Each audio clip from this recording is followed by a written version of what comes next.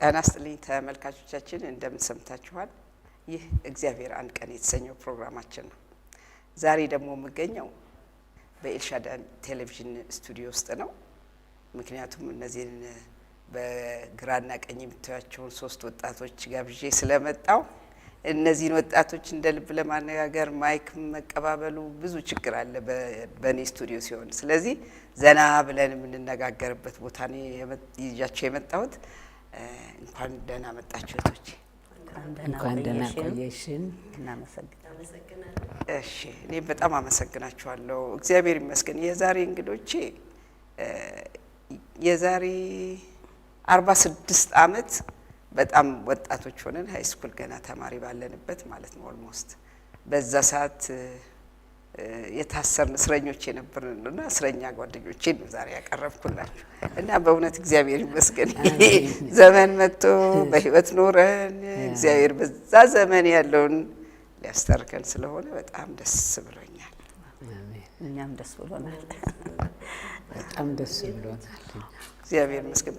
አሜን። በጣም እያሰብነው ስፖንሰር በማጣት የተንጓተተ ነው እንጂ እኔና ሌኒ አውርተነዋል ቀደም ብለን እና ይሄን ስፖንሰር ያደረገችልን እህት ከአሜሪካን ሀገር ነው። ራሷን ታወቅ ስላልፈለገች ባለችበት እግዚአብሔር ይባርካት። አሜን። እና ጓደኞቼ እንግዲህ ያኔ በድንገት አንድ ቀን ታስረን ነበር እና ያን ዘመን ስታስቡት እስቲ የስሩን ዕለት እንዴት ታስታውሻለሽ? ጽጌ ባንቺ ልጀምር። ራስሽን ማስተዋወቂልኝና ለተመልካቾች ማን እንደሆንሽ እንዲያውቁሽ፣ ማን እንደሚያወራ እንዲረዱት። ኦኬ፣ እኔ ጽጌ ሞገስ እባላለሁኝ። የሶስት ልጆች እናት። አሁን የምኖረው በስዊድን ሀገር ነው። በዛ አሲስታንስ ሆኜ ነው የምሰራው። እግዚአብሔር የተመሰገነ ይሁን። እንግዲህ ከሀገሬ ከመውጣቴ በፊት በነበረኝ የስር ጊዜ እንግዲህ ያው ሁሉም እንደሚያውቁት አንዳንድ ገጠመኞች አሉ። ግን የመጀመሪያውን ሁኔታ ኢሉ ብታወራው በጣም የምታስታውሰው ነገር ስለሆነ ለሷ አሳልፌ እሰጣለሁ። ኦኬ፣ እኔ ደግሞ አንቺ የተሻልሽ መስሎኝ ነበር። በጣም ጥሩ። ሌኒ በነገራችን ላይ ሶስታችንም አራታችንም የመሰረተ ክርስቶስ ልጆች ነን። የመሰረተ ክርስቶስ ቤተክርስቲያን ተወልደን ያደግን። ስለዚህ ምን ተርከው ብዙ ታሪክ ከመሰረተ ክርስቶስ ጋር የተያዘ ስለሆነ በመላው ዓለም የምትገኙ የመሰረተ ክርስቶስ ኳየሮች ቤተክርስቲያን አባላት ሁሉ እንኳን ደስ አላችሁ። ይሄን ስለምታደምጡ በደንብ በልባችሁ ሰብሰብ ብላችሁ እንድታዳምጡኝ ነው ጋብዛችሁ። ሌኒ እስቲ ያችን ቀን አስታውሻት። እንዴት ነበር የተያዘ ነው? እኔ ሌኒ አሰፋ እባላለሁኝ። አሁን እዚህ ነው የምኖረው። የምሰራው የወንጌል ስራ ነው።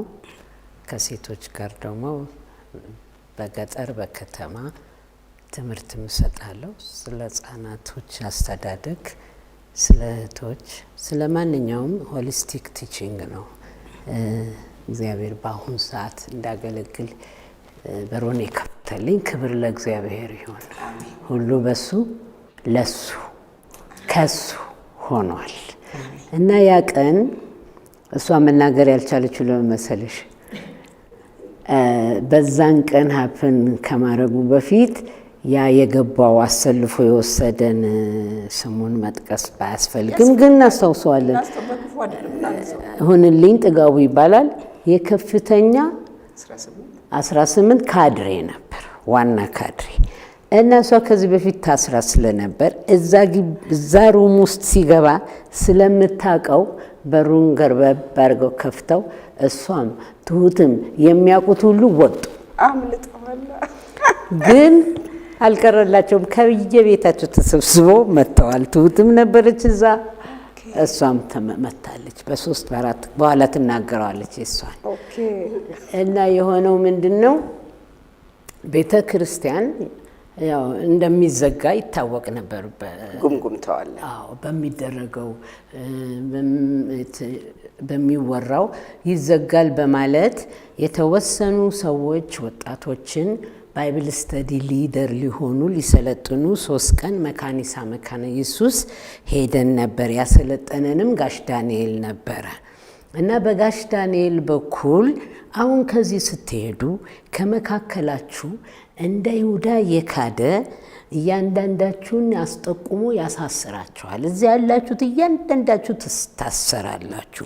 መልእክት መጣ። ትንቢት ከባድ ጊዜ ታሳልፋላችሁ። እኔ ከእናንተ ጋር ስለሆንኩ በድል ትወጡታላችሁ ብሎ ነበረ እና ከዛ የመጣን ተሰብስበን ለመደልደል እነትዬ መሰረት፣ ሰለሞን ተስፋዬ፣ ሌሎችም መሪ የነበሩ ኮሚቴው የዚህ ስራ አስኪያጅ ኮሚቴው የሚቀጥለው ሩም እዚህ መደዳ ሩም ውስጥ የሚቀጥለው ሩም እነሱ ያመቻቹ ግሩፕ ህዝቡን እየከፋፈሉ የህዝቡን ሊስት ይዘው እኛን ደግሞ ለመመደብ እዛ እየሰሩ ነው።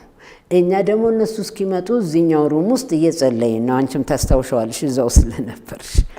እየጸለይን ነበር ወይስ ቤተክርስቲያን ከአምልኮ በኋላ ትፈልጋላችሁ ስብሰባ አለ ተብለን የቀረ ነው? እሱ አስታውሳለሁ። ይሁን እነሱን እየጠበቅን ሰርተው እስኪያመጡ እዛ ሩም ውስጥ ጸሎት እየጸለይን ተንበርክከን እየጸለይን ነው የገቡት።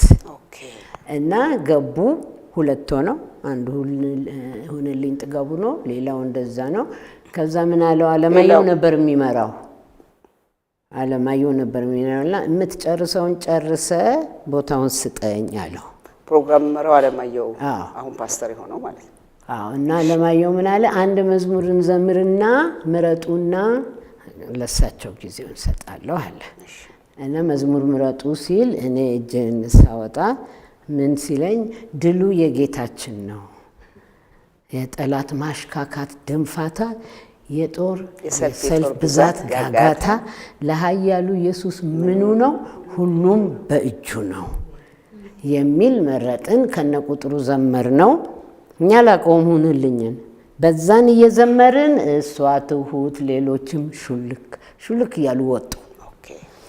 ከዛ በኋላ ምን አለ ኦኬ አሁን ከፍተኛ ቀጥታ ከፍተኛ 18 የሆናችሁ በሙሉ በዚህ ጋር ሆኑልኝ አለ።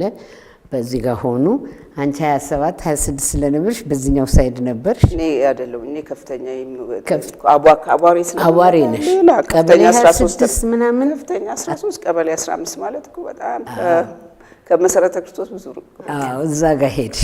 ከዛ ምን አለ እሱ ከዛሬ ጀምሮ ከፍተኛ 18 ያልሆናችሁ እዚህ መታችሁ እንዳትካፈሉ። አሁን እናንተ ደግሞ በሰልፍ ከኔ ጋር ትሄዳላችሁ። በሙሉ ከፍተኛ 18 በዚህ ጋር ያረኳችሁ አለ። ከዛ እጅሽን አወጣሽና የኢትዮጵያ ዲሞክራሲ አብዮት የሰጠው ነፃነት ለሃይማኖት ነፃነት ሰጥቷል። አንዱ ከአዲስ አበባ ቁልቢ እየሄደ እያገለገለ እየተካፈለ ከከፍተኛ ለምንድን ነው አንተ የምትከለክለው አልሽው። ያንቺን ጥያቄ የምመልስልሽ እዛው እስር ቤት ነው ግቢ እዚህኛው ውስጥ እንደሱ አላለው። ምን ይደስ የሚለኝ ግን ምን መሰለሽ ጥያቄ መጠየቅ ይቻላል አልኩት። እኔ መቼም ጥያቄ መጠየቅ ከልጅነቴ እንደዛ ነው፣ በቤቴም በትምህርት ቤቴም እና ጥያቄ መጠየቅ ይቻላል ስለው አዎ ላይ አሁን ልክ እንዳልሽው አልኩትና እነሱ ቁልቢ ድረስ ይሄዱ እኛን ከአንድ ከፍተኛ ወደ አንድ ከፍተኛ አትሄዱም ማለት ግን እንትን አይጋጭም ወይ ከፖሊሲው ጋር? ሰው በሃይማኖት እኩል ነው፣ በሁሉ እኩል ነው ተብሎ ስለው ነው በቃ አንቺ ወደ ከነሱ ጋር ተቀላቅያለሽ። በዛው ተቀላቀል ባፊ ጠፉ እንደሚሉት ነው የሆነብኝ እና ቀላል አይደለም። እኔ ግን ታሰርኩ ብዬ ለማውራትም እኮ የተወዘውሊ አንድ ወር ነው። ከአንድ ወር በኋላ 30 ብር ተቀጥቼ ወጥቻለሁ። አባቴ መጣ። ከቤት እየተለቀሰ ነው የሚታደረው። ይጮሃሉ፣ ያዝናሉ፣ ይሳላሉ። ምክንያቱም በዛ ሰዓት ወጣቶች እየተገደሉ በየመንገዱ ላይ የሚጣሉበት ክፉ ዘመን ነው በኢህአፓ ምክንያት እና ማንም ልጄ ተመልሳ ትመጣለች ብሎ ቤት ውስጥ እናቴም አባቴም አላሰቡም እና ሲነጋ ምግብ ይዞ መምጣት እና የኔ መኖር ለነሱ ቢግ ዲል ነው። እኔ ደግሞ እዛ እኛ ዓለማችን እንቀጫለን፣ የጌታ እናወራለን። እግዚአብሔር ይባርካቸው። ኦሬዲ ትምህርቱ የእግዚአብሔር ቃል የሚያስተምሩን ሁሉ እኮ መከራ ከፊታችን እንዳለ የኮሙኒስት ስርዓት ስለሆነ ብሎ አዘጋጅተውናል እና ያንን እንደ ትልቅ እንትን የቆጠርነው ለቤተሰብ ያመጣውን እንትን ከምንም አንቆጥረው። እንደውም በኋላ እናንተ ቦርድ ታወሩታላችሁና ቀላል ጊዜ አልነበረም እና ወጣቶች በደንብ አድምጡት። እዚህ ዘመን ላይ እንደርሳለን ብለን በተአምር ያላሰብን ሰዎች ነን። ያ ዘመን አልፎ እግዚአብሔር የለም የተባለበት ዘመን ነው። ታሪክ አንበቡ፣ ታሪክ ብዙ ይነግራችኋል። እና እስቲ የሺ አንቺስ እንዴት ነበረ? እሺ እኔ ስሜ የሺ ታደሰ እባላለሁ። አካባቢ ጨርቆስ ነው። የኛ ታሪክ ደግሞ በጣም የተለየ ነው። ከእናንተ ለየት ይላል። ምክንያቱም እኛ ቸርች ውስጥ አይደለም የታሰርነው ምንድነው የሆነው ታሪኩ የቀበሌ ስብሰባ አለ ሁል ጊዜ ቅዳሜ ስብሰባ አለ ወጣቶች። የዛን ቀን ማታ ዓርብ ዕለት ጥሩምባ ተነፋ። አንድ ወጣት እንዳትቀሩ ስብሰባ ስላለ የቀረሰው ቅጣት አለ ተብሎ ሰማን። እኛ ደግሞ ኮንፈረንስ መካነ ኢየሱስ ጋሽ ዳንኤል ትልቅ ኮንፈረንስ ያደርጋል። ለዛ በጣም ጓጉተናል። ምን ይሻለናል ተባባለ። በቃ እንሄዳለን እኛ የፈለገ ይምጣ። በሌሊት ተነስተን መንገዱ ይታጠራል። ልክ 5 ሰዓት ጀምሮ መንገዶች ሁሉ ይዘጋሉ፣ ወጣት እንዳያልፍ ማለት በዛ አካባቢ። እኛ በሌሊት ተነስተን ወደ መካነ ኢየሱስ ሄድን። እኔ ውዴ ጌታሁን፣ ሰናይት ጌታሁን ተነስተን ሄድን።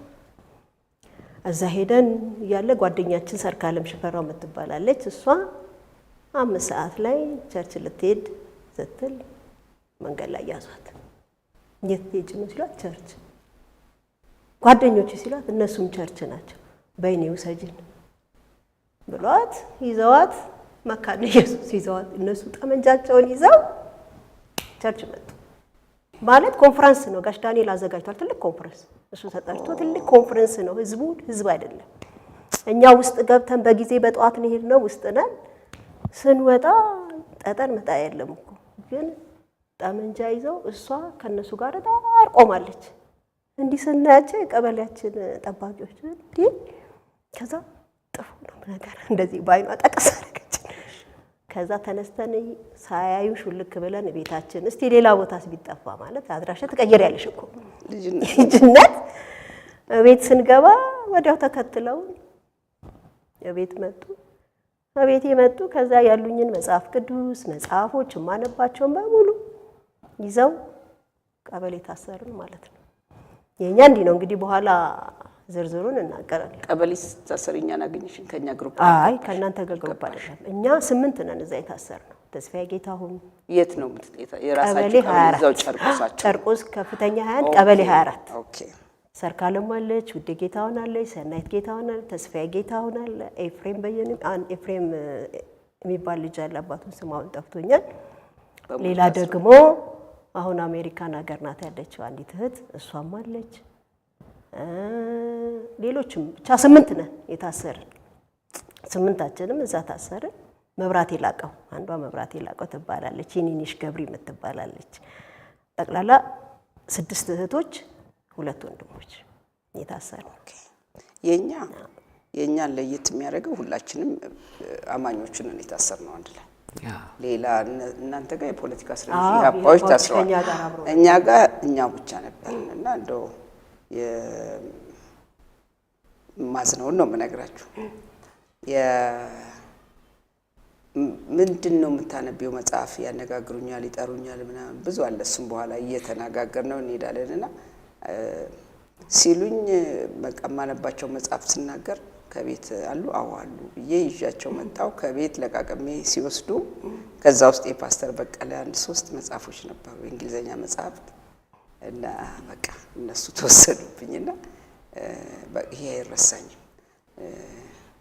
ይሄን ነው ማስታውሰውና በዛ ጊዜ ግን ከነበረው እንደማይረሳሽ ያው ማታ ነው በአብዛኛው ነው ምለው የሚያነጋግሩን ከመሸ ነው እና ምን ትዝ ይልሻል? ጽጌ ካንቺ ብጀምር። አዎ እኔ በጣም ትዝ የሚለኝ አንቺንና ኢሌኒን በሚወስዱበት ጊዜ በጣም በቃ እንጨናነቅ ነበር። በእርግጥ እንጸልያለን። በስንት ሰዓት ነው የሚወስዱን? በቃ ሌሊት ላይ ነው። አንዳንድ ጊዜ 7 ሰዓት 8 ሰዓት 5ማ ጊዜ ነው እንደዚህ በቃ ወይ ተኝተን ኃይለኛ እንቅልፍ ላይ ይመጡብን ነበር እና ሁለታችሁን ነው የሚጠሩት።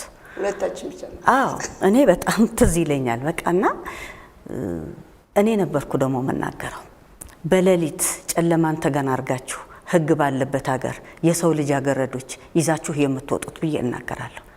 ያው ዝባይ ብለው ያው የሚናገሩትን ተናግረው ደግሞ ያን ጊዜ በጣም ቀጭን ነኝ ምናምንና እንደዛ በቃ ይሄ አለ አይደለ የሚሉትን ብለው ይወስዷቸዋል። እኛ ከዛ ጸሎት እንገባለን ያው በጣም እና ያው እናንተን በየቀኑ ነው የሚወስዷቸውና እኛ አንድ ነገር ቢያደርጓቸው የሚል ነገር ይሰማኝ ነበር። ደግሞ ሌላው አይናገርም፣ እኔ ነኝ የምናገረው። አልፎ አልፎ አንቺ ነሽ ትናገራለች እና ከዛ ያው እግዚአብሔር መቼም ቸር ነው። ትልቅ ጥበቃ ነው ያደረገው በእውነት። አንዳንዴ ሳስበው በዚህ ዘመን ቢሆን ኖሮ እኮ ብዙ ነገር ሊያደርጓቸው ይችላሉ። በዛም ዘመን አድርገዋል እኮ ሌሎችን። እግዚአብሔር እኮ ለእኛ ጥበቃ አድርጓል። እግዚአብሔር ጥበቃ ነው እንጂ በዛ ዘመን የባሰ ያረጉ የነበር ብዙ ነገር አለ። እኛ ደግሞ ኃይለኛ ጸሎት ነው የምንጸልየው። በጣም የሚገርመው ነገር እግዚአብሔር ደግሞ ቶሎ ይሰማን ነበር። እኔ የሚያስደንቀኝ እሱ ነው። በቃ ዛሬ ማታ የጸለይንበት ነገር ነገ መልስ አምጥቶ ቁጭ ነው የሚለው እና እግዚአብሔር በዛ ጊዜ እምነቱም ነበረ። ግን እግዚአብሔር እንዴ አንዳችን ለአንዳችን በቃ በጣም ነው የምንገፋፈጠውና በጣም እጋፈጥ ነበር እኔ እና እሱ አይረሳኝም አንዱ። ሌላ ደግሞ ከዚህ ጋራ እኛ ከምንለው እኔ ሁል ጊዜ ከምለው ጋራ ደግሞ የተያዘ ነገር የተከሰተ ነገር አለ። እሱን ኢሊኒ ነች መጣቀው እሷ በመንፈስ ሆነ ያደረገችው ስለሆነ እኛን ስለሆነ ያየነው እና መጣ በሩን ከፍተው ኢሊኒ ያሰፋ ታለምስከና በስቸኳይ ሲል እሷና አንቺ ነሽ አብረው ነው የሚተኙት ጎን ለጎን። አንቺ ነሽ ማለት የኔ እህት። ከዛ ብድግ ብለው እኩል ቁጭ ይሉና እኩል እጃቸውን ይዘርጉና ስማ አንተ የምትሰራውን ነገር ሁሉ በቀን ስራ፣ በሌሊት የሰው ልጅ አገረድ ወስደ ምንድነው የምታደርገው? አሁን በሩን ከፍተህ ሂድ ይሉና ተመልሰው እኩል ተኙ እና የዛለት አልወሰደንም መለስን። ከዛም በኋላ ወስዶን አያውቅም። ጠዋት ሲነጋ እናንተ እንዲህ እኮ አደረጋችሁ ስል እኛ ተኝተን ነበር አልታወቃችሁ። እኛ ይሄንን አላረግም። የመንፈስ ቅዱስ ስራ ነበር። በጣም የሚደንቅ ክብር ለእግዚአብሔር ይሁን። ከዛች ቀን ጀምሮ መተው ለሊት ጠርተውን አያውቁ። ጠርተውን ደግሞ ያደርጉ የነበረው መዝሙራችንን በአብዮት ቃል ቀይሩ። ችንጋል ዘጋ ጠመንጃለ ቀይሩ። እግዚአብሔር ኃይል ስለሰጠን ምንም የምንፈራው ነገር አልነበረም። አንቀይር፣ የምትወስዱትን ውሳኔ ወስኑ ነበር የምንላቸው። አንድ ቀን ቀይረንላቸው አናውቅም። እግዚአብሔር ረድቶናል። እግዚአብሔር ኃይል ከኛ ጋር ነበረ። ታስሮ አብሮ ነበረ እግዚአብሔር ከኛ ጋርና የሚደንቅ ስራ ብዙ ሰርቷል። የቻልነውን ያህል እንናገራለን እንጂ በጣም በዛች 2 ወር ውስጥ ብዙ ነገር ነው ያየነው። እኔ እንደምትሰሙት ተመልካቾች እነሱ 3 ወር ነው የታሰሩት። እኔ 1 ወር ነው።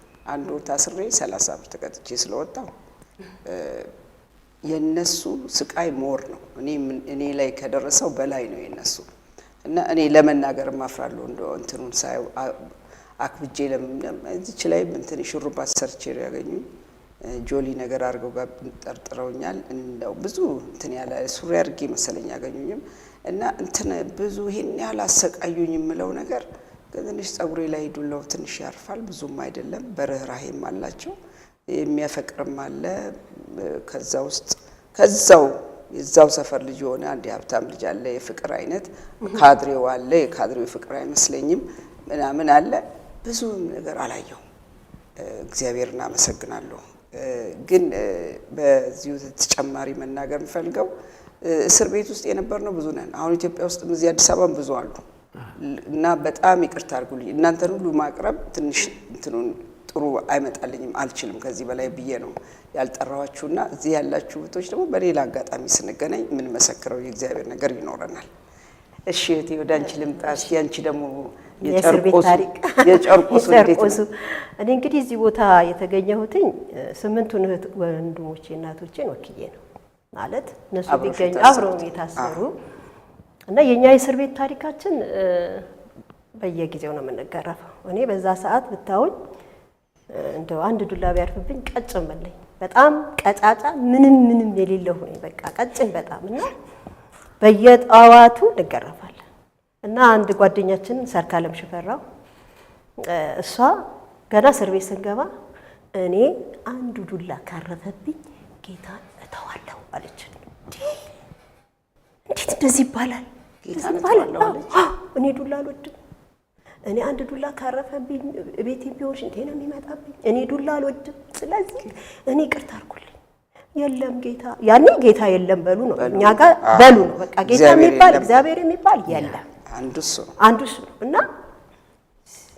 ኧረ እኛስ በምን አቅማችን? የእግዚአብሔር ኃይል ነው እንጂ እኛን የሚያቆመን። ሰው በራሱ እንዴት እንደዚህ አይነት ውሳኔ ለጠላት እንዴት ታወሪያለሽ? እና በጭራሽ አለች። እንግዲህ ጌታ ሆይ አንዋረድ፣ በቃ ጌታ ሆይ እባክህ። እኛ እየተገረፍን ቁጭ ብላ እያየችን አንድ ቀን ሳትመታ ከእስር ቤት ወጣ። ቆይ እናንተ ተገረፈ? እኛ እየተገረፍን እያዩት። እንዴት ነው የሚገርፋችሁ? በለንጋ እግራችን አንዱ እጃችን እንደዚህ ይያዛል፣ አንዱ እግራችንን ይይዛል። ከዛ እንዲህ ነው የምንመታው። እጅም እግርም ተይዞ ማለት ነው። እና እንቀጠቀጣለን። እሷ እዛ ሆና የሚያደርጉትን አያውቁምና ይቅር በላቸው እያለች አያዩዋትም። በጣም የሚደንቀን ከእስር ቤት እኔ በቃ ሁሌ የሚደንቀኝ ወይ ጌታ እላለሁ በቃ። እና ከዛ በኋላ እሷ የእኛን ጀርባ አሾነች። ጀርባችን እንዴ ቀሚስ ነው ደግሞ ያኔ ሱሪ አንለብስም ታውቃላችሁ።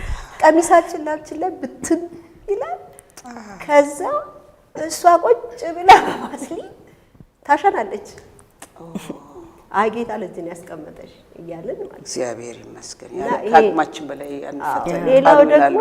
ሌላው ደግሞ በጣም የሚገርመኝ ከእስር ቤት ታሪክ ተስፋዬ ጌታሁን አሏት ያያል ነው እዚህ ሰዓት። ማነው ተስፋዬ ጌታሁን ማለት በዛ ሰዓት ዘማሪ ነበር አይደለም፣ ዩኒቨርሲቲ ተማሪ ነበር። እሱ ከኛ ትልቅ ነው በጣም። እና ከዩኒቨርሲቲ ቅዳሜ ማታ ዝም ብሎ ሲመጣ ለካኛ የዛን ቀን የምንታሰርበት ቀን ነው። እሱ ለቫኬሽን ዝም ብሎ ቅዳሜ መጥቶ አድሮ ሊሄድ ሲመጣ እዛ ቤት አገኙት፣ አብሮ ገባ ማለት ነው። እሱን በጣም ትልቅ ስለሆነ የእናንተ ካድሬ መሪ እሱ ነው እያሉ ቀጥቀጥ ነው የሚያደርጉት። ከዛ አንድ ቀን ሲቀጠቅጡ ሰናይት ጌታሁን ደግሞ እህቱ ነች። አረ ወንድሜን ገደሉ ስትል እሷ ነው። ከዛ ጥቅልል ብሎ ጸጥ አለ። ሞተ በቃ ብለን እኛ ደንግጠን፣ የሚገርፉትም ደንግጠው ጥለው ሲወጡ ከዛ ብድግ ብለው ቁጭ ምን ሆነ እንዴ? አንድ ጥቅስ መጣልኝ፣ እንደ ሞተ ሰው ሆነባቸው።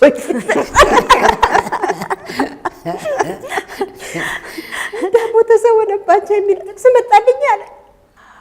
እንደ ሞተ ሰው ሲሆንባቸው ትተውት ሄዱና ይሄን እስር ቤት ታሪክ በጣም አንረሳም። ያው ሌላውን ደግሞ ሌላም አለ። ሌላም ደግሞ ተናገሪ ደስ የሚለኝ ከኢህአፓ እስረኞች ጋር የሚገደሉ በሚለው እሱ ውስጥ ተናገረ። በጣም ምንድነው በጣም የሚገርማችሁ በጣም ብዙ ወጣቶች ናቸው የሞቱት የነበሩ። እኛ እዛ ሆነን እነሱ ሁሉ ጊዜ የሚናገሩት ነገር አለ። እውነት የእናንተ እግዚአብሔር እውነት ካለ ለምን ከኛ እኩል እዚህ ትታሰራላችሁ?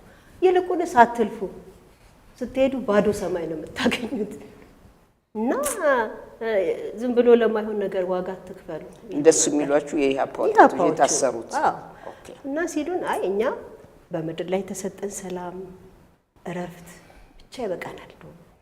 ይሄ ራሱ ምስክር ነው። ባይኖርም ሰማይ ላይ ይሄ ለኛ እረፍት ነው፣ ሰላም ነው። ታውን አላችሁ አይደል? አንድም ቀን እኛ እንትን ስንል በጣም ሰላማዊ ሆነን ተገርፈን ተደብድበን እኛ ጠዋት ዘማሪዎች ነን፣ ደስተኞች ነን እንላቸዋለን። የእረፍት ፀሐይ ሙቁ የምንባልበት ሰዓት ነው የምንገናኘው ከነሱ ጋር እና ብዙዎቹም ይገላቸው። አንድ በተለይ ኤፍሬም ከኛ ጋር የታሰረው የእሱ ወንድም ይሄ እጁን እንደዚህ ሰብረውት እንደዚህ ሰብረውት ነው ያመጡት እኛ ጋር ይሁት ሰብረው ቀጥቅጠው ይሄ ዝብዳቆ ከዛ ይሁት አየኸው አለ ወንድሙን አስጠርቶ ወንድሙ ነው እንግዲህ እኛ ጋር የታሰረው አየኸው ልክ እንደዚህ ነው አንተን የምናደርግ እንደ እግዚአብሔርን ካልካድክ እንደዚህ ነው የምትሆኑት ብለው እሱን ወስደው ወዲያው ነው ገደሉት። እና እኛማ እንደሱ ብንሆን የምንሄድበት እናውቃለን። ብትገሉ አድራሻ አለ፣ የት እንደምንሄድ እናውቃለን። ይሄ ነበረ መልሳችን። ስንፈታ በጣም በድንቅ ነው የተፈታ ነው። እነሱን ምስክርነት እስቲ እሱን ተናገሪው። አሁን የእስሩ ቤቱን እየጨረስን ወደ ሌላ እንድንገባ እንዴት ተፈታችሁ? የተፈታ ነው አንድ ቀን ይሄ ሰው ማንም ሰው ያውቀዋል። ቀበሌ 24 ሰው ብዙ ሰው ስለሚያውቀው አሁን የለም በህይወት ሰረቀ ይባላል።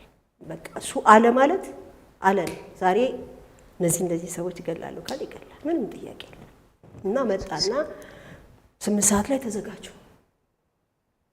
የእናንተ ተራ ነው ትገደላላችሁ አለ እና ከሌሊቱ 8 ሰዓት ላይ ተዘጋጁ። ምርጫ መርጣችሁ ጠብቁ። ይሄን እግዚአብሔርን አልፈልገውም እተዋለሁ ምትሉ ከሆነ ትፈታላችሁ። እኛ እናንተን ገድለን ለሌሎች ጴንጤ እንዳይሆኑ ምሳሌ ነው የምናደርጋችሁ አይደልና ሄደ። ከዛ እሱ ከሄደ በኋላ ያው እንግዲህ ሞት ያስፈራል አይደለ? እንግዲህ ዝም ብለሽ ሞትን ከባድ ነው ሞት ማለትና ከዛ በቃ ጸለይ እንግዲህ ጌታ ሆይ ጸጋህን ስጠን አደራህን፣ ይኸው እስከዚህ ድረስ ደርሰናል። አሁን ደግሞ ያንተ ጸጋ ይደግፈን። ያው እንዲህ ብሎ ሄዷል፣ ዝቶብን ሄዷል። እነዛ ላይ የሚዘተውን ዛቻ ያደርጋል፣ እኛ ላይ ግን ይሄን ዛቻ አይሁን። በቃ ትኖራላችሁ በእድሜ ካልከን፣ በእኛ ላይ ስራ ካለ ወደፊት አኑረን፣ ካልሆነም ደግሞ ጸጋ አብዝተልን እንሂድ እንጂ አንተን እንዳንተው አደራ ጌታ ሆይ ነበር የምንለው። ከዛ እንዳለው በ8 ሰዓት መጣ። ጂፕ አለችው፣ ጂፕ መኪና። ግን እኔ እንቅልፍም አልወሰደኝም። አንደኛ በጣም የተመታውበት ወገቤ የታመም ነበርና በዛ ላይ ሞት ፍርድ ሰምተሻል። እንዴት ይተኛል? እና ወንዶች ሌላ ክፍል ነው የሚተኙትና ከዛ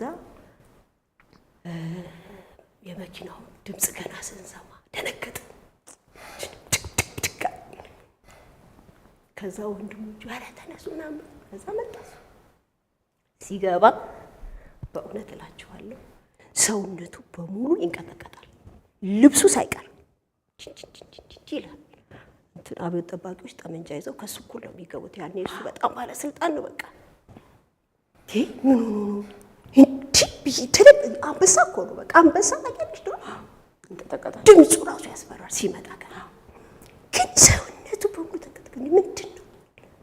እኔ በህልሜ ልጆቼን ትፈታለህ አትፈታም ብሎ መጥቶ አስፈራርቶኛል። ከዚህ ሰዓት ጀምሮ እዚህ ቤት እንዳላያችሁ፣ ከዚህ ሰዓት ጀምሮ አሁን ከዚህ ግቢ ለቃችሁ እንድትወጡልኝ በሌሊት። አቤት እግዚአብሔር። ከዛኛ ደግሞ አንሄድም፣ በዚህ በሌሊት የት ነው የምንሄደው አላችሁ አለ። መፈታታችሁ አልደነቃችሁ? አዎ ደንቆናል። ግን በዚህ በሌሊት አንሄድም አለ። ሁላችን ጠዋት ሲነጋ አይወጣትም በቃ እንሄዳለን። አሁን በዚህ ምሽት 8 ሰዓት የት ነው የምንሄደው? ለዛ እንሄድም አለ። እሺ ጠዋት ግን እዚህ ጋር እንዳላገኛችሁ አለ። ከዛ ተስፋዬ ጌታሁን የኔ ወንድም አለው እኛም በመፍታት ብቻ እረፍት አታገኝም። የብዙ ወጣቶች ደም ባንተ እጅ ነው፣ ንስሐ ግባ አለው።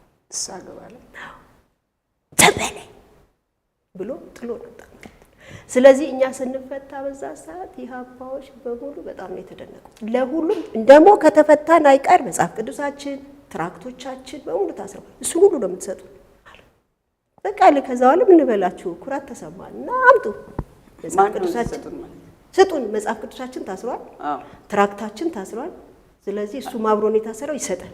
እናንተ ናችሁ ጠያቂ፣ እኛ ነን ጠያቂ። ከዛ ተሰጠን ሄደን ያኔ ታረቅ ትራክተት እዚህ ይላቸዋል። እሱን ለያንዳንዱ አድለን ይውላችሁ የኛ ጌታ እንደዚህ ነው። እኔ ግን እንደው ስለ ኢህአፓ ግድያ ሳስብ በጣም በህይወቴ የማይረሳኝን ነው የምነግራችሁ። መሰረተ ክርስቶስ ኳየርም የነበረ አንድ ልጅ በዚህ አይነት ተገሏል አይደል? ገባ ብሎ ወጣ ያለ አይደል? ትዝ ይልሻል? አዎ እንግዲህ አናንሳው ግድ የለም ምናልባት ለቀሪ ለቤተሰቡ እንትን ይሆናል። እኔ ግን ከዛ በኋላ ዩኒቨርሲቲ ገብቼ አዲስ አበባ ዩኒቨርሲቲ የማታ ስማር አብራኝ የምትማር መለሎ የሆነች ልጅ ነበረች። የናዝሬት ስኩል ተማሪ ነች። ጥሩ የተማሩ ቤተሰቦች አሏት። የእሷ ታላቅ እህት በኢህአፓ አንብባለች ወይ ምናምን በሚል ተገላ አስክሬኗ ወላጆቿ ቤት በራፍ ላይ ነው የተጣለው እና እናቷ ስትወጣ ያንን አየች። ሁሉም አዩ። እናትየዋ ከዛ ጊዜ ጀምሮ አልኮል አዲክትድ ሆና አይ ቲንክ ማጨስም አለበት ትሰራለች። ቢሮ በምትሰራበት ደግሞ የኔ ቤተሰብ የሆነ አብሯት የሚሰራ ሰው አለና በጣም ሚዝረብል ላይፍ አሳልፋ አለ እድሜዋ ነው የሞተችው። እና እንዲህ ቀላል ታሪክ እንደዚች እንደምናወራው አይደለም። ትውልድን የበላ አሁንም በተለያየ መልኩ እየበላ ያለ ነገር ነውና እንደው እግዚአብሔር በቃ ይበለን፣ ምድራችን በቃ ይበል። አሜን። እና እንደው አሁን ወደ በዚህ በእስር ቤት ያለውን ነገር በዚሁ እንለፈውና እግዚአብሔር ያናሳልፈው እዚህ ያድርሶናል። እስኪ በዛ ዘመን ስለነበረችው መሰረተ ክርስቶስ ደግሞ እናውራ።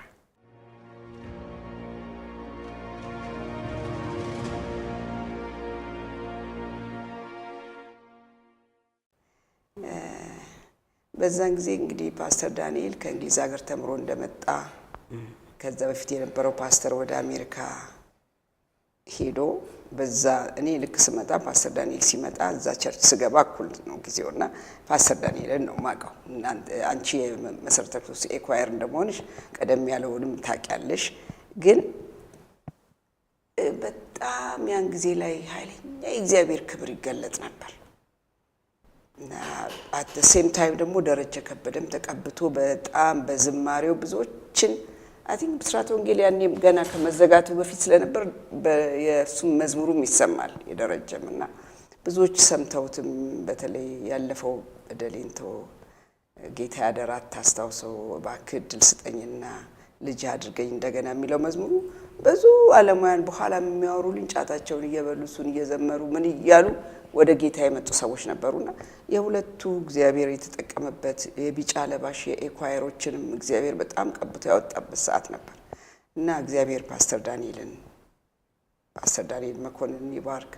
መሰረተ ክርስቶስ ራሷን ቤተክርስቲያኗን በሜኖናይት ሚሽን ደንብ ውስጥ የሌለ የመንፈስ ቅዱስን አሰራር ተቀብላ እንደዛ አይነት ሪቫይቫል እንዲመጣ ማመቻቸቷ የእግዚአብሔርን እጅ አለመግፋቷ እና በጣም ትልቅ ስራ ነው የተሰራው።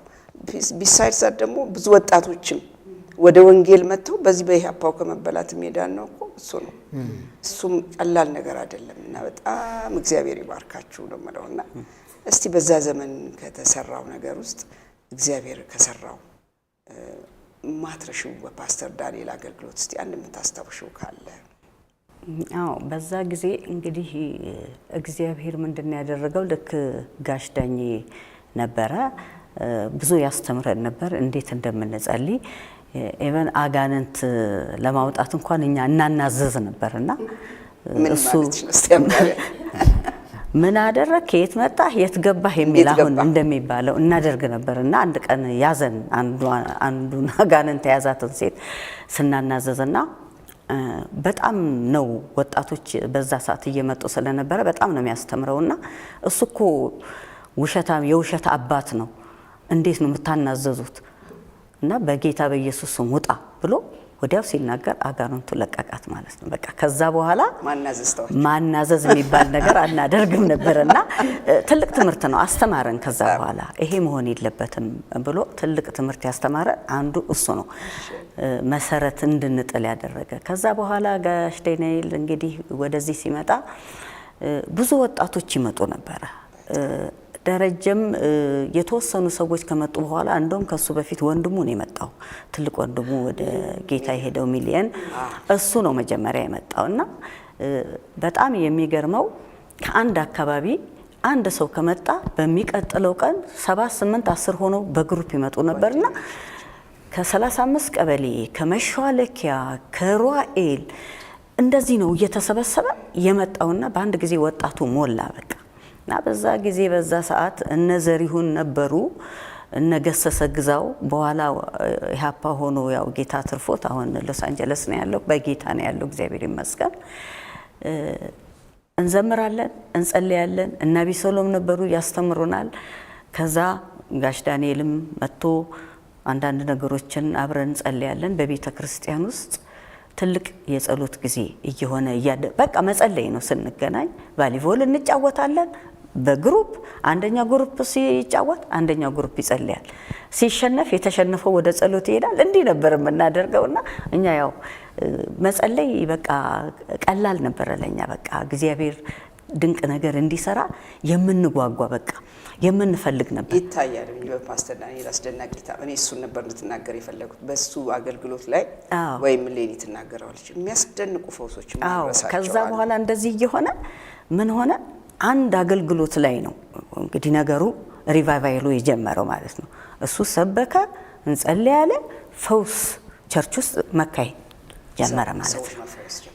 እሱን ነው ማረሳው። የመጀመሪያ ቀን እንደዛ ነው የሆነው። ከዛ ቀጠለ በቃ። ከዛ በቃ ምንም ማቆሚያም አልነበረው።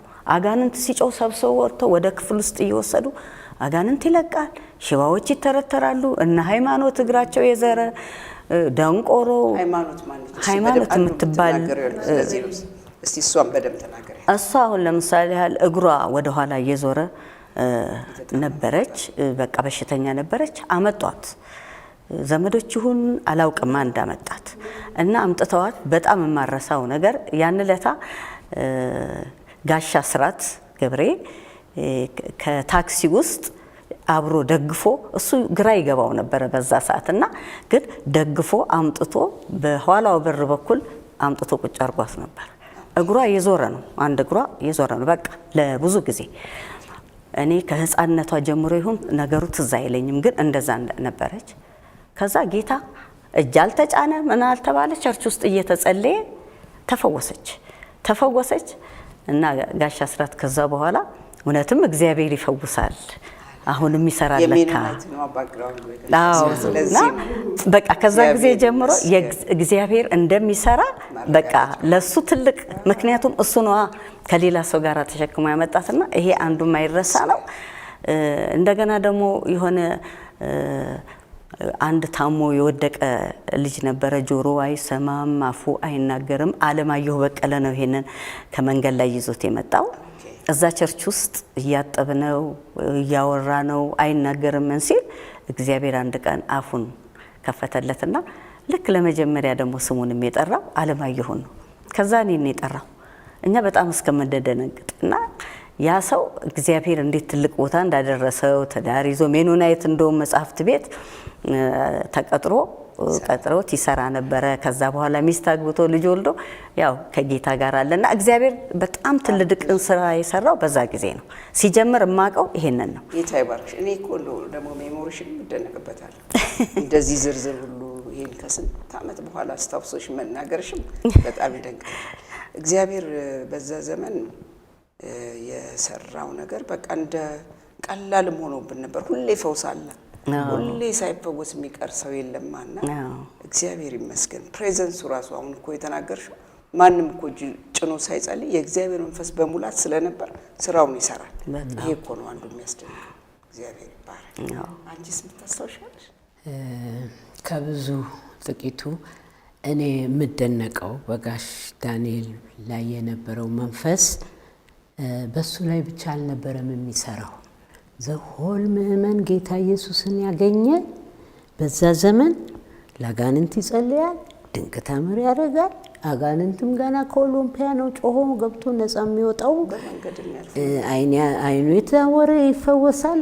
ሄዶ ነክቶት አይደለም ጋሽ ዳንኤል እዛው ጉባኤ ላይ እኔ አወዳድራለሁኝ። ያሁኑ ተአምር ድንቅ አንድ ሰውዬ ቆሞ እንደ ጠንቋይ ነው የሚናገረው። ወደ ህዝቡ አይተላለፍም። ህዝቡ ነገም ፊድ የሚደረግ ነው፣ ተነጎዳም የሚማር ነው። አያድግ፣ ህይወቱ አይለወጥ።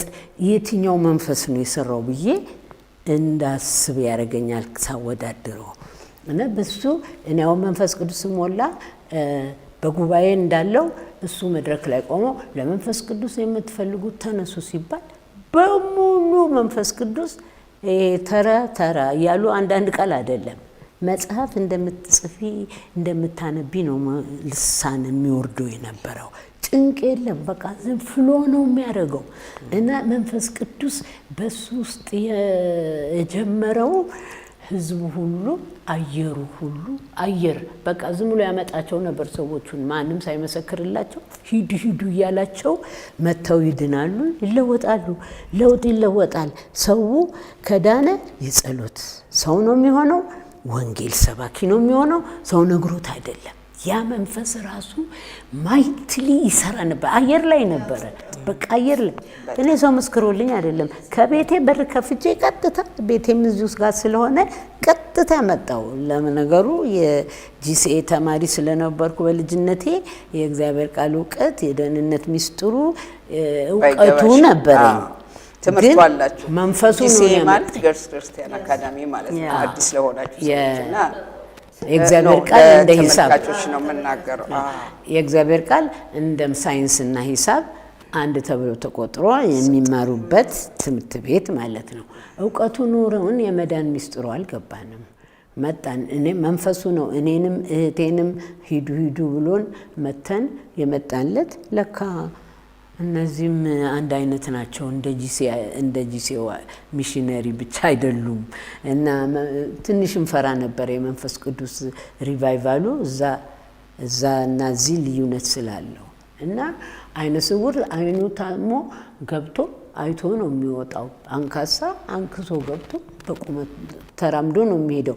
በቃሬዛ መተው መድረክ ላይ ይቀመጣሉ። ቆሞ መድረክ ላይ ነው መጸለዩ እንጂ ሄዶ አይነካቸውም። በእግራቸው ብድግ። ስንት ከሆስፒታል የሚመጡ በሽተኞች ነበሩ። የቁሚና ሊሽ መስካሪ አሁን ኳየራቸው ውስጥ ያለችው እህታለች። ኳየርም ሲዘምር ራሱ አይነ ስውር ይበራ ነበረ፣ አንካሳ ይዘል ነበረ። ይሄ ደሆል ምእመን ውስጥ ያለ ነበር ሪቫይቫሉ። የእግዚአብሔር መንፈስ የሰው ህይወት ይለወጣል። ሪቫይቫል ነው ያ የመንፈሳዊ ሪቫይቫሉ ሰዓት ስለሆነ ነው። እና ደስ የሚለው እንዳልሽው በፓስተር ዳንኤል ብቻ ሳይሆን እነ ሰለሞን ተስፋዬ እነ ሙልጌታ ብዙ ወጣቶች ተቀብተው በዛው ያገለግላሉ። ዴሊቨራንስ አለ፣ ብዙ ነገር አለ። እና እኔ አሁን ቀኑን ሙሉ ስራ ሲሰሩ ነው የሚውሉት። ቀኑን ሙሉ ሰው ስለሚመጣ እየተፈወሰ የስጋ ፈውስ ብቻ ሳይሆን መንፈሳዊ ፈውስ አሁን ድና እዛው ላይ የጸጋ ስጦታ ተሰጥቷቸው በዛው ሞመንት ትንቢት የሚናገሩ ራሳቸው ሄደው በቃ ወዲያው ተለውጦ ሰው ወደ ስራ ሲገባ ነው የምታየው መንፈሳዊ ስራ። በዛ ሰዓት የመንፈስ ቅዱስ የሪቫይቫሉን ነው ፕላስ የመሰጠቱም ወጣቱም በሙሉ ተሰጥተን ነው በነበረው ነገር ላይ ቤተክርስቲያን የኛ ነች። ሁሉ ነገር የቤተክርስቲያን ራእይ የኛ ነው። እንደ የተለየ ነው እንትኑና እኔ በዛ ዘመን ላይ ከነበረው ፈውስ ባለፈው ኢንተርቪው ያረኳት ይችላልች ማዛ ቆሜና ሊሽ ማለት በጣም ብዙ ገብታችሁ ማየት ትችላላችሁ። ኢንተርቪው አርጋታለውና እሷ አለች።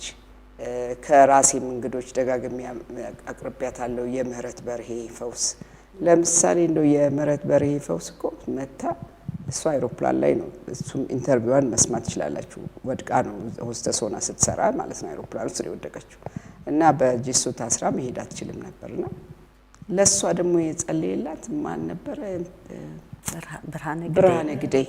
ብርሃነ ግደይ እንግዲህ በዛ ሰዓት ከተቀቡት ወጣቶች አንዱ ነበረ። እጁን ጭኖ ሲጸልይ በቃ የሷ ፈውስ ደግሞ ማአት የአየር መንገዱን የምን አየር መንገድ ላይ ራሱ እኮ አብዮት ነው ያካሄደችው ምህረት በርሄ በመመስከር ምንም ይዛው ማትመጣው የለም። በጣም ብዙ ህዝብ ወደ ብዙ ዓለማውያን ሰዎች ወደ ጌታ የመጡበት የዛ ዘመን አገልግሎት አንዱ እና በእውነት በጣም በብዙ ነው ማመሰግነው የመሰረተ ክርስቶስ ቤተክርስቲያንንም ፓስተር ዳንኤልንም እግዚአብሔርንም በእውነት ያንን ዘመን ያየነውና በጣም እናፍቀዋለሁ። ያንን እጁ ያጁ ምንድነው ጌታ ሆይ የድሮ ለዋለው ጌታን ስጸልይ የድሮ የመሰረተ ክርስቶስ የፓስተር ዳንኤል ጊዜ ያኔ ያን ታምር የምትሰራው ኢየሱስ የት ነህ? በዛ ዘመን ጸጋ ነው ላይ የምፈልገው በምድሬ ላይ ባለው እንቆቅልሽ በራሴ በየሰው በየቤቱ ባለና ከእግዚአብሔር ጋር መከራከሪያ ፕላስ በቃ የመነሻም ነጥቤ ነው የዛ ዘመን አገልግሎትና እግዚአብሔር ፓስተር ዳንኤልንም ይባርክ። በእውነት በጣም የሚገርመው ነገር እዚች ቤተክርስቲያኑ ጋር ብቻ ለበረ መንፈስ ቅዱስ የሚሰራው ቤታችን ሄደን ቤተሰቦቻችን ሁሉ ይፈወሳሉ። ወደ ጌታ እኛን አይተው ይመጣሉ። እኛ ቤት አንቺ ነሽ መጀመሪያ ሄደች ዳነች፣ እኔ ቀጠልኩ። ከኛ በታች ያሉ ህፃናቶች ከኔ በታች ያሉ በሙሉ ወደ ጌታ መጡ። በመጨረሻም እናቴ ጌታን ተቀበላ ነው ሄደችው። ይሰራ ነበር ቤታችን መንገድ ላይ ይሰራ ነበር። መንፈስ ቅዱስ ነው ማለት የጥበቃውን ሲተናገሩት የዛ የምስራቅ ውስጥ ጥበቃ የነበሩ ሰው ቅድም ስታጫውቱ ጌታ ነገር እኔ እሱን ያው በእርግጥ ሲያወሩ ነው የሰማሁት። ማለት እሳቸው ሌባ ገብቶ ቤታቸው እንግዲህ ያው ግቢው የሚኖሩት ዘበኛ ነበሩ። በጌታ አልነበሩት።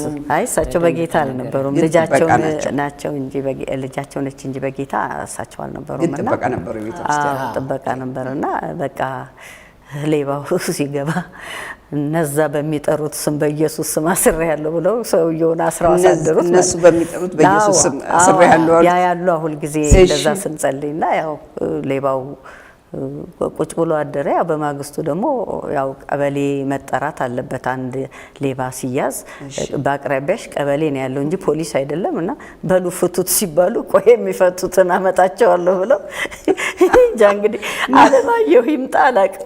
እዚህ አካባቢ ከጸሎት ጓዶች አንዱ የተገኘ ሰው ሄደ በቃ እና ሰውየውን ፈቱት። ጌታን ተቀብሎ ንስሐ ገብቶ ሄደ ማለት ነው። እና በጣም በጣም የሚገርመው ነገር ነው።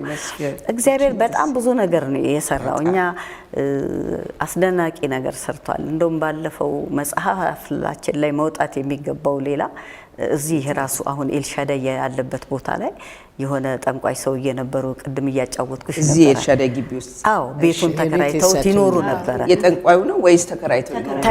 ጠንቋዩ ተከራይተው መሆናቸውን እኛ አናውቅም። እንደ ቄስ ናቸው። ጭራ ይዛሉ፣ ጠምጥመው ይገባሉ ይወጣሉ። መኪናም አንዳንዴ ያላቸው አንዳንዴ በእግርም ይገባሉ ይመስለኛል። እንግዲህ አንድ ቀን ግቢያቸው ጋር የታጠፉ መስሏቸው ወይ ጠጥተው ይሆናል። ጠጥተው ሰክሮ ሊሆን ይችላል። ወደ ቸርች ገቡ። በቃ ልክ ቸርች ገብተው እንጂ 5-6 ሜትር ሳይሄዱ አጋንንት ጣላቸውና ይሄ የጠመጠሙት ሁሉ ወልቆ አፈር ባፈር ሆነው የነፍሳቸውን ሮጠው ወደ ቤታቸው የመጡትና አንዱ ነው እንትኑ ይሄ ጥምጥማቸውን እንኳን የሰጣቸው። ከዛ በኋላ ግን መንፈሱ የበለጠ አልቻለም። በቃ ለቀቁ። ተዋረድኩኝ አለ። ወሬ ቆዩ አይመስለኝም። ከዛ በኋላ ለቀው ወጡ ሰውና እሱ የማይረሳ ነገር ነው። ብዙ ነገር ነው የሚሆነው። ቅድም ኤሌኒ እንዳለችው ይገርምሻል። አንድ ክርስቲያን ሲመጣ ወይ አጋንንት ያለበት ሰው ተከትሎ ነው የሚመጣው። አሁን ገሰሰ ጸጥ ብለህ ተከተለህና እያለ ተከትሎት ይመጣል። በቃ እና እግዚአብሔር ልክ መንፈሱ አየር ላይ እንዳለችው በእውነት አየሩን ሁሉ ከቦት ነበር። እንደዛ ነው። አሁን እግዚአብሔር መንፈስ ልባችንን እንትን ቢል ይሄንን አሁን ቀጠና 2 ያለሽ ቃለ ሕይወት ያለሽ ግን not as much as before። እኔ ያኛው ወይ ሰፈራችን እቺ ጠበብ ስላለች እንደው አላውቅም ወይም መረጃው ያገኘሁት እንጂ ቀጠና 2 እንዲህ ባጠገብ እንዲህ በመንገዱ ስታልፍ የተፈወሰች ራሷ ሴት ያገኘዋታለች። አጋንንቷ ጮሁ እና ያጋንንቱ ቀላል ነው። ሌላም ብዙ በሽታ የተፈወሱ ግን እግዚአብሔር እኮ በጣም ትልቅ አምላክ ነው። ከዛም በላይ መስራት የሚችል አምላክ ነው። የመሰከርነው በጣም ትንሹ ነው። የዛን ዘመን ራእይ የመሰረተ ክርስቶስ ቤተክርስቲያን ኳየሮች የኤኳየር 50ኛ ዓመት በዓል ላይ ያዘጋጁት መጽሐፍን አግኝታችሁ ገዝታችሁ ብታነቡ ብዙ እዛ ላይ ተጠቀሷሉ። ከዛ በላይ ደግሞ እንደዚህ የተረፈውን የሚናገርም ስላለ በጣም ደስ ይለኛል። እግዚአብሔር ይመስገን። እግዚአብሔር ደግሞ እንደዚህ ቋሚ ምስክርነቶች ውስጥ አሁንም ቆመው እየመሰከሩ ያሉ በህይወት ያሉ ምስክሮች ስላሉት የምህረት በርሄን ምስክርነት ከፈለጋችሁ ደግሞ ፍላሚንጎ ሬስቶራንት ሂዱ። እሱ የሷ ሬስቶራንት ነው። እዛ አሁንም ትሰራለች፣ ታስተናግዳለች፣ እና ታደምጣችኋለች፣ ትመሰክርላችኋለች። እሷ አንድ ምስክር ነች። ልጠቁማችሁ ብዬ ነው። ተመልካቾቻችን እንግዲህ የዚህ ፕሮግራም ክፍል 2 ደግሞ ይቀጥላል። እንደሰማችሁት የደርግ ዘመን ሰቆቃ በእንዴት ሁኔታ እግዚአብሔር አሳልፎ የት እንዳደረሰን ቀጥሎስ ወዴት እንደሄድን ደግሞ ለመከታተል የሚቀጥለውን ክፍል እንድታደምጡ በትህትና ጋብዛችኋለሁ።